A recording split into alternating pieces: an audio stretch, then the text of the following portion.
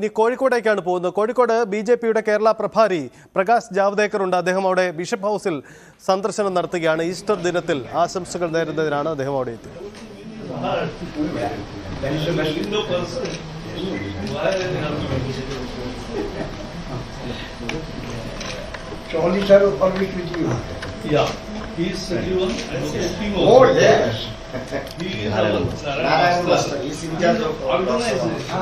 കോഴിക്കോട് ലോക്സഭാ മണ്ഡലത്തിലെ ബി.ജെ.പിയുടെ സ്ഥാനാർത്ഥി M T Ramesh ഉണ്ട്.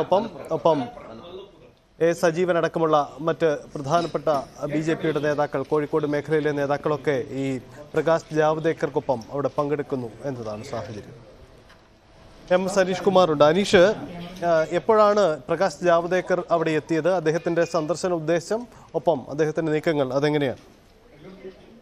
അല്പസമയം മുമ്പാണ്, ഏതാണ്ട് 5 മിനിറ്റ് മുമ്പാണ് പ്രകാശ് ജാവ്ദേക്കറും കർണാടകത്തിലെ മറ്റൊരു നേതാവായ നളിൻ കട്ടീലും ഒപ്പം ബി.ജെ.പിയുടെ സ്ഥാനാർത്ഥി എം ടി രമേശും ജില്ലാ പ്രസിഡന്റ് അടക്കമുള്ള ആളുകളും ബിഷപ്പ് ഹൗസിലെത്തിയത്.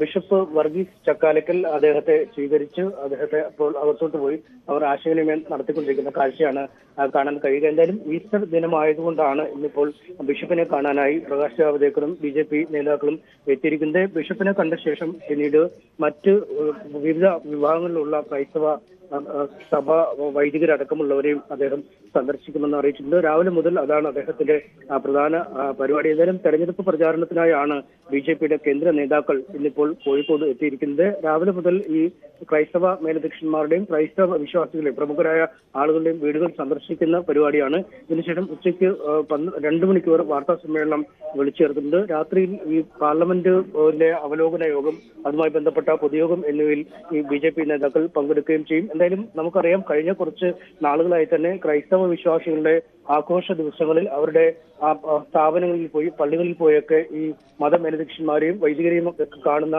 ആ ചടങ്ങ് കേരളത്തിൽ വളരെ സമൃദ്ധമായി തന്നെ ബി.ജെ.പിയുടെ ഭാഗത്തുനിന്നും ഉണ്ടാവുന്നത്. നേരത്തെ ഈ വിഷയങ്ങൾ വലിയ ചർച്ചയായി മാറുകയും ചെയ്തു. ഒപ്പം ക്രിസ്മസ് പോലുള്ള സമയങ്ങളിൽ പ്രധാനമന്ത്രി നരേന്ദ്രമോദി അടക്കമുള്ളവർ ക്രൈസ്തവ ദേവാലയങ്ങളിൽ എത്തിയത് വലിയ ചർച്ചയായി മാറുകയും ചെയ്തിരുന്നു. എന്തായാലും ഈ തെരഞ്ഞെടുപ്പ് കാലത്ത് ന്യൂനപക്ഷ മേഖലയിൽ നിന്നും കൂടുതൽ വോട്ടുകൾ ബി.ജെ.പിക്ക് ലഭിക്കുമെന്ന അവകാശവാദമാണ് അവർ ഉന്നയിക്കുന്നത്. കാരണം അനീഷ, ഒരു കാര്യം, ഈ കഴിഞ്ഞ ദിവസം ഈ ക്രിസ്ത്യൻ സഭകൾ, പ്രത്യേകിച്ച് ചില ബിഷപ്പുമാരടക്കം തങ്ങളുടെ ആശങ്കകൾ പങ്കുവച്ചിരുന്നു. ഒന്ന്, ഈ പൗരത്വ ഭേദഗതി വിഷയം; 2, മണിപ്പൂർ അടക്കമുള്ള വിഷയങ്ങളിൽ കേന്ദ്ര സർക്കാരിന്റെ നയങ്ങളോട് വലിയ ആശങ്ക രേഖപ്പെടുത്തിയിരുന്നു. ഇന്നത്തെ ഈ സന്ദർശനത്തിൽ ഈ കോഴിക്കോട് ബിഷപ്പ് അല്ലെങ്കിൽ ബിഷപ്പ് ഹൗസിലുള്ള പ്രതിനിധികൾ ആരെങ്കിലും ബി.ജെ.പി പ്രതിനിധികളോട് അത്തരം ആശങ്കകൾ എന്തെങ്കിലും പങ്കുവച്ചിട്ടുണ്ടോ? അത്തരത്തിലൊരു രാഷ്ട്രീയ ചർച്ചകളിലേക്കൊന്നും കടന്നിട്ടില്ല. തികച്ചും ഈസ്റ്ററുമായി ബന്ധപ്പെട്ട ഒരു ചർച്ചകൾ അല്ലെങ്കിൽ ഈസ്റ്ററുമായി ബന്ധപ്പെട്ട കാര്യങ്ങളാണ് ഇന്നത്തെ ഈ ചർച്ചയിൽ ഉണ്ടായത്. തികച്ചും ഈ സൗഹാർദ്ദപരമായ ഒരു സാഹചര്യത്തിൽ രാഷ്ട്രീയ വിഷയങ്ങളോ വിവാദങ്ങളോ ഒന്നും ചർച്ചയാവാതെ ഈ ഈസ്റ്ററുമായി ബന്ധപ്പെട്ട കാര്യങ്ങൾ അല്ലെങ്കിൽ സൗഹൃദം പങ്കുവെക്കൽ മാത്രമാണ് ഇപ്പോൾ നടക്കുന്നത്. എന്തായാലും അവർ ഇപ്പോൾ മാധ്യമങ്ങളെ പുറത്തേക്ക് ഇറക്കിയിരിക്കുകയാണ്. ബിഷപ്പും ഒപ്പം മറ്റ് ഈ എത്തിയ നേതാക്കളും തമ്മിലുള്ള ആശയവിനിമയമാണ് ഇപ്പോൾ നടന്നുകൊണ്ടിരിക്കുന്നത്. യെസ്, അതാണ് കോഴിക്കോട് ബിഷപ്പ് ഹൗസിലെ കാഴ്ചകൾ അങ്ങനെയാണ്. കാരണം പ്രകാശ് ജാവ്ദേക്കർ അവിടെ എത്തി അദ്ദേഹത്തിൻ്റെ സന്ദർശന പരിപാടികളാണ് നടന്നു വന്നിരുന്നത്.